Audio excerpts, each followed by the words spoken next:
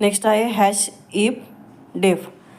This prepositional directive checks if macro is a defined by hash define. म्हणजे हा काय करतो, तर आपण जी काही मॅक्रो डिफाईन करणार आहोत तर तो डिफाईन केला आहे का नाही तो चेक करेल इफ हॅश डेफ म्हटलं. इथं बघा सिंटॅक्समध्ये हॅश इफ डेफ मॅक्रो, हॅश इफ डेफ मॅक्रो, त्यानंतर कोड असेल आणि हॅश एंड इफ असेल. आजाला विदाऊट एल्सचा सिंटॅक्स आणि नंतर काय सिंटॅक्स विथ एल्सचं काय असेल हॅश इफ डेफ मॅक्रो नेम, त्यानंतर हॅश एल्स आणि शेवटी काय असेल एल्स कोड आणि हॅश एंड इफ.